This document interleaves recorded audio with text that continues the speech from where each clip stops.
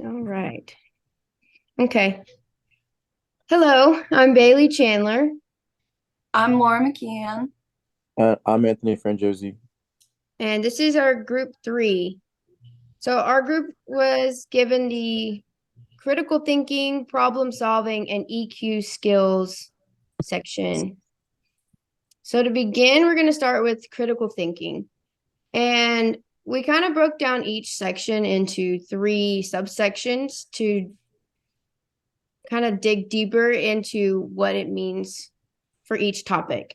So to start off, we're going to say what is critical thinking? And to us, we started saying that critical thinking is the ability to understand. And this is more of a deeper understanding than just your surface level knowledge.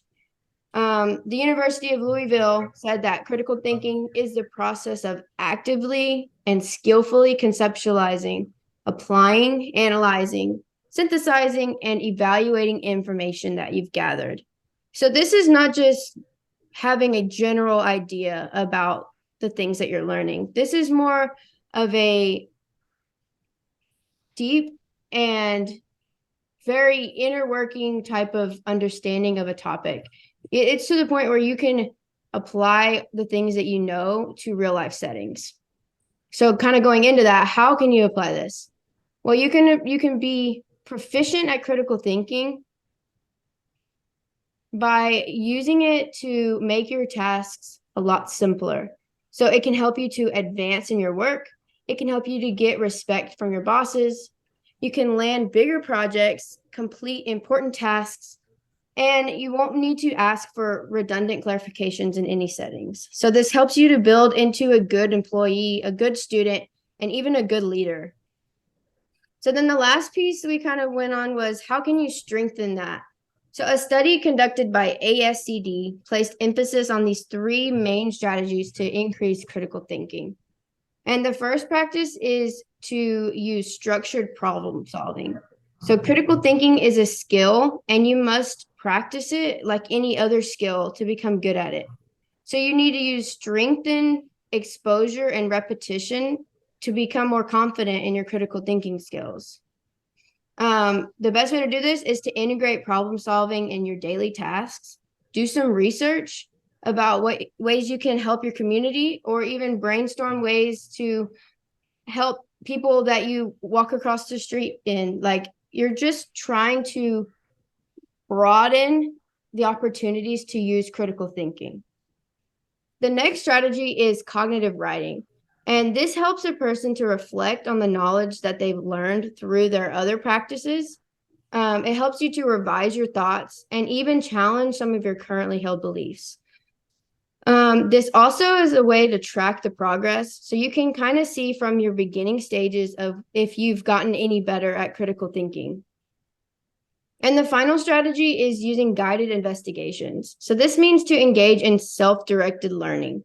So read things in accredited journals, go out and have investigations in your life, use personal experience.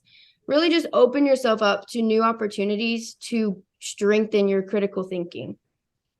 Because overall, the best way to increase this skill is to implement it in your daily life and make it a routine to help you to become proficient and confident in your critical thinking.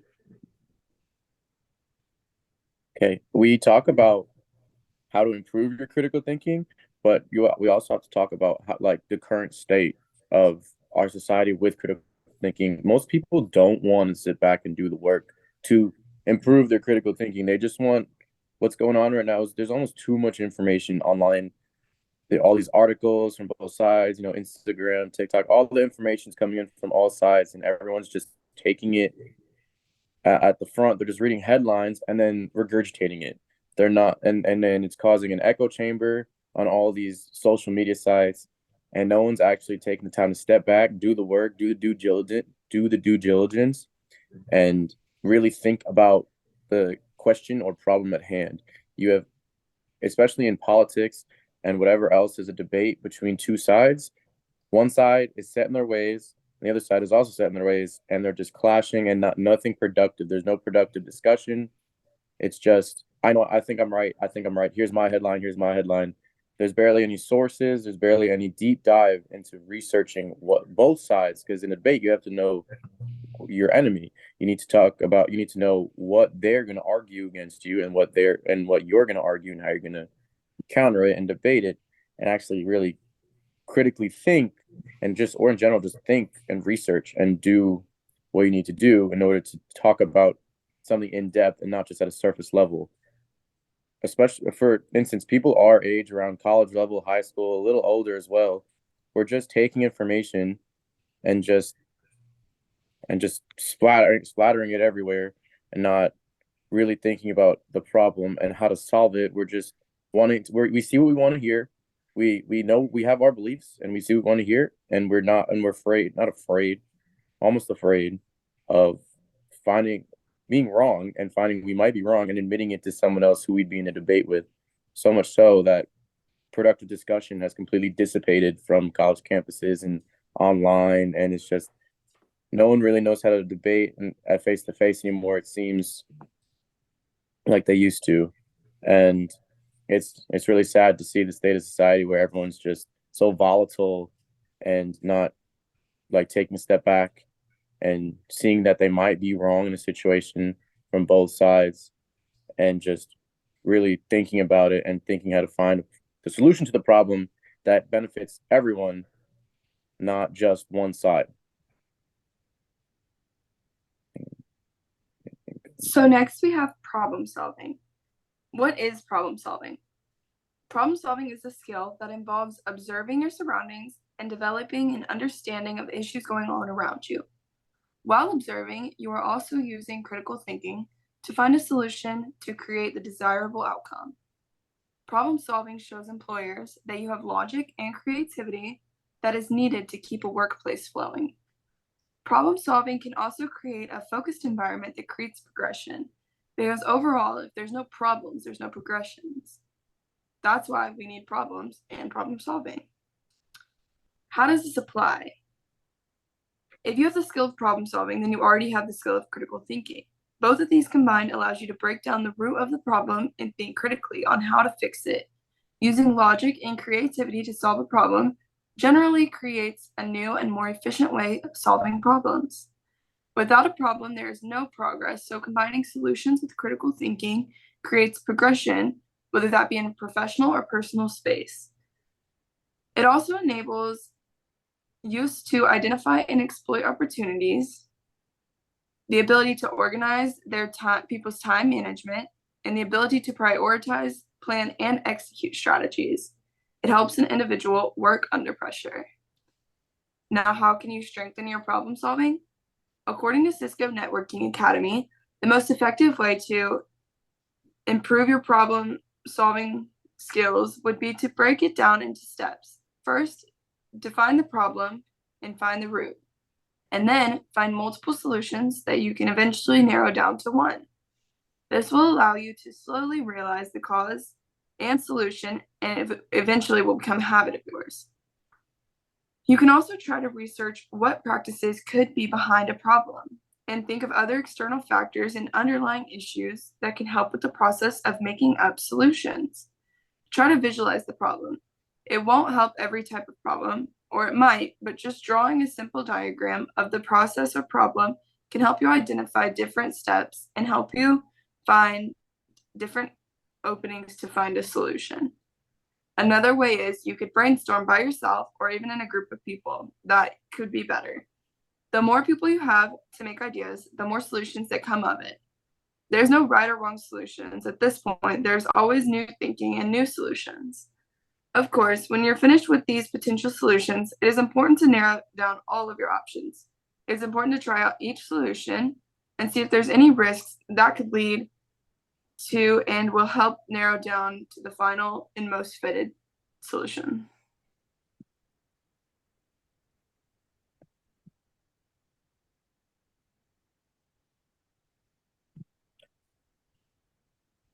Talking about emotion like EQ. What is it? EQ is the ability, emotional quotient, is the ability to understand, use, and manage your own emotions in positive ways to relieve stress, communicate effectively, empathize with others, overcome challenges, and diffuse conflict.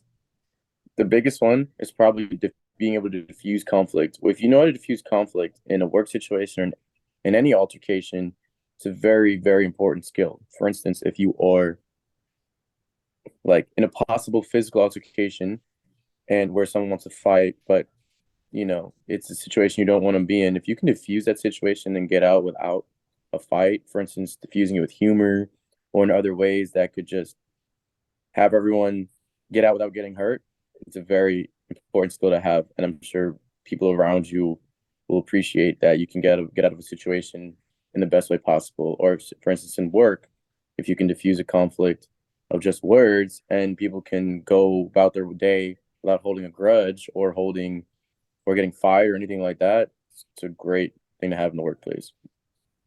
How does it apply? High emotional intelligence can help you navigate like social complexities of the workplace. If you can read your coworkers like for their emotions and see if if they've a bad day, good day, all these things, then you can either try and talk to them about it or talk them through it, or you can just get a read on the situation and help out in any way you can. It also helps you lead and motivate others, helps you build stronger relationships and connections. So if you're talking to someone all the time or trying to form that deeper connection and have them talk to you if they're having a bad day, it'll form a stronger relationship in the workplace, and they won't hesitate to hide things from you, and they'll talk to you so you can therefore figure out how to deal with that in the future. EQ will also help you manage your stress and emotions and keep you regulated. How can you strengthen your EQ? An article from helpguide.org says to improve your EQ skills, you need to improve self-management, self-awareness, social awareness, and relationship management. Self-management helps you control your own emotions to make constructive decisions about your behavior. If someone's stressed or overwhelmed and they're not capable of making these decisions, then it can affect their ability to handle them. For instance, if you get super anxious about a situation, you get overwhelmed, you get burnt out, it's going to cause you to have lack of emotional regulation, which might make you just make bad decisions, make impulsive decisions that will end up hurting you in the long run. But if you can hone in your feeling of being stressed and be constructive about it and sit down and take a step back and deal with it in a healthy way, it'll help you from making basically stupid decisions. You can learn to receive upsetting information without letting it override your thoughts and self-control. You can make choices that control your behaviors and manage your emotions in healthy ways, take initiative and follow through on commitments, and adapt to changing circumstances. Self-awareness is when you recognize your own emotions and how they affect your thoughts and behavior, knowing your strengths and weaknesses, and having self-confidence to admit your faults. And when you know something's going to not go your way and you see it coming and it's a weakness of yours, you take the step up and you fix your thoughts and behavior and don't act in an impulsive way. Mindfulness helps shift your preoccupation with certain thoughts towards an appreciation of the moment, your physical and emotional sensations, and it brings a larger perspective on life. It's almost like gratitude. For instance, gratitude and anxiety are from the same part of the brain, and you can't feel both at the same time. So if you feel yourself being anxious or having anxious thoughts, you just switch it to being like thinking about what you're thankful for or just what you have gratitude for, and it'll alleviate your anxiety. Social awareness enables you to recognize and interpret the main nonverbal cues others are constantly using to communicate with you, like social cues. They let you know how they're really feeling and how their emotional state really is, not just with the words coming out of their mouth. If you can read body language and read emotional language, it's really important because people will talk and talk, and unless you can really read their emotion, their body language and what they're really feeling, it'll be hard to discern what they really want to talk about or what they're really feeling. Working well with others is a process that begins with emotional awareness and your ability to recognize and understand what other people are experiencing, and that's what EQ is. And working to improve that is detrimental to being a good employee, employer, or anything you want to, or just in any social situation in life. Having a good EQ will push you further into becoming a better person.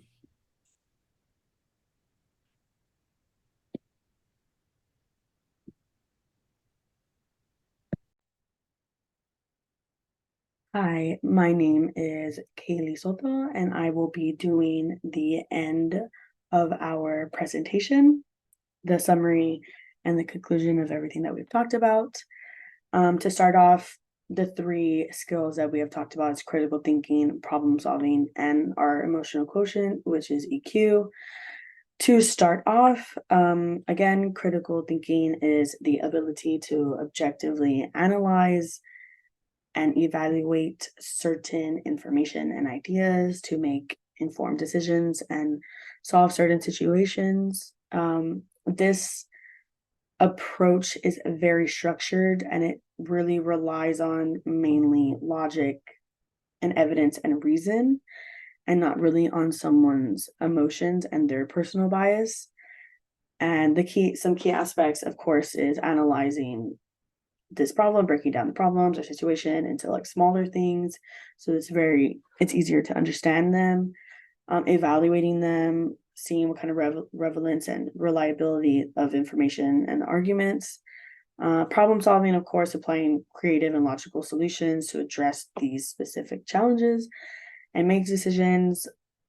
Of course, I think the most important one would be keeping an open mind, because you're being receptive to different perspectives and are willing to understand those perspectives and possibly even change your mind about them.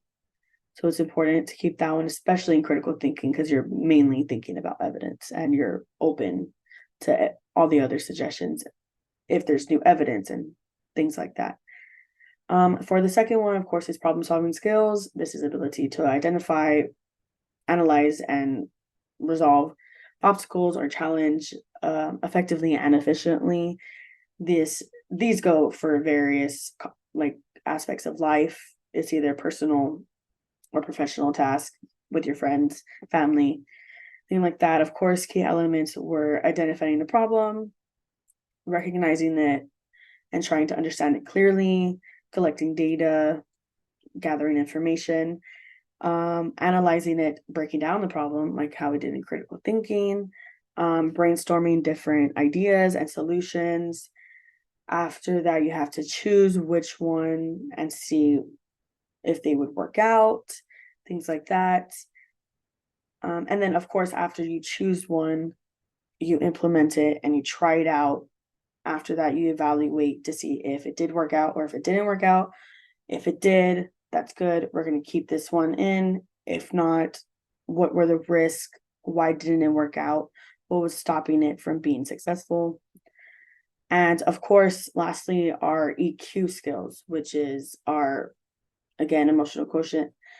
It refers to a person's emotional intelligence and their ability to understand and manage and recognize their own emotions and someone else's emotions. This one specifically is crucial for building strong interpersonal relationships and honestly, just overall for your well-being.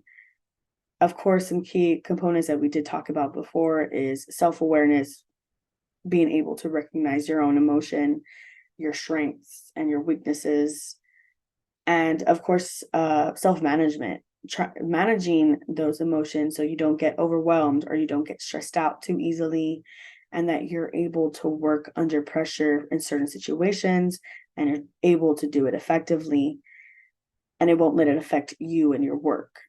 Of course, being empathetic is probably one of the top ones. You are open to understanding and sensing emotions and perspectives of others and showing compassion towards other people and not just being about you.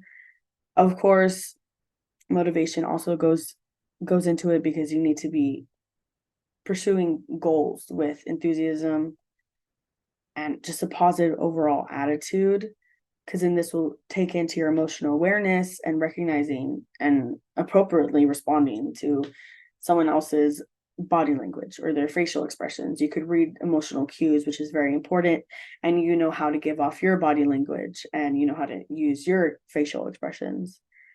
And all three of these skills are very, very essential for either our personal or professional life. And this will lead us to our personal professional success, because of course, again, they contribute to informed decision making, effective problem solving, and stronger and healthier interpersonal relationships. Again, these skills are either going to be in your life, day-to-day life.